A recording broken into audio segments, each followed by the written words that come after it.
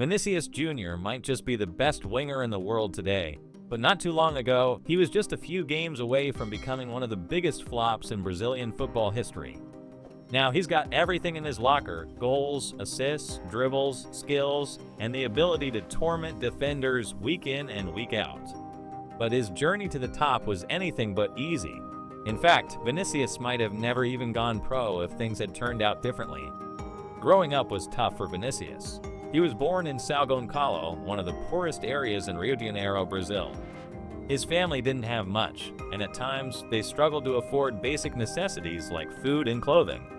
But despite the hardships, young Vinicius always found happiness with a football at his feet. Every time he stepped onto the streets to play, his talent was undeniable.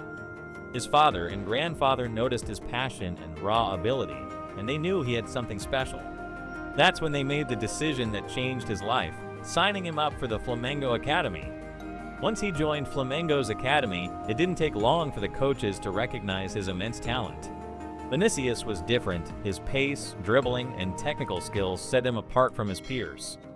Over the years, he continued to develop at an astonishing rate, often playing against older kids to challenge himself. He quickly became Flamengo's most exciting young prospect, and his big break was just around the corner.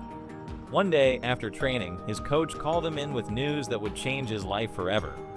"Vinicius, you're in the squad for the Copa São Paulo tournament." This wasn't just any youth competition, it was the biggest stage for young footballers in Brazil. Scouts from all over the world came to watch, hoping to find the next big superstar. Brazilian legends like Casemiro and Neymar had once shined in this very tournament, and now it was Vinicius' turn.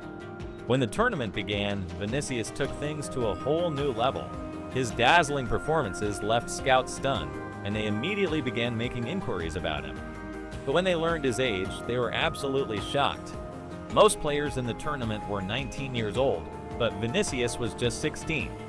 His performances were so impressive that European clubs began blowing up his agent's phone, desperate to sign him.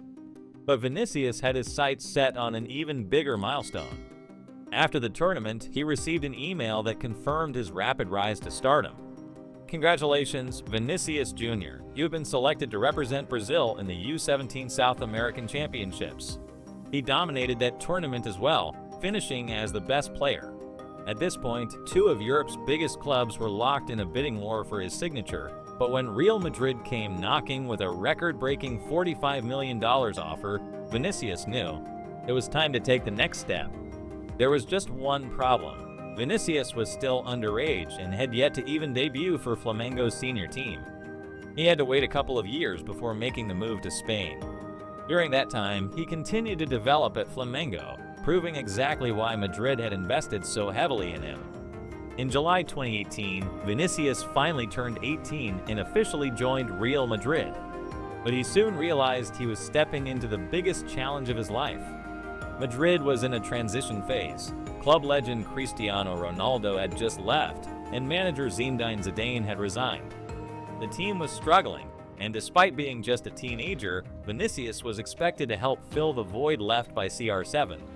His first season was decent, with moments of brilliance, but his shooting was a major weakness.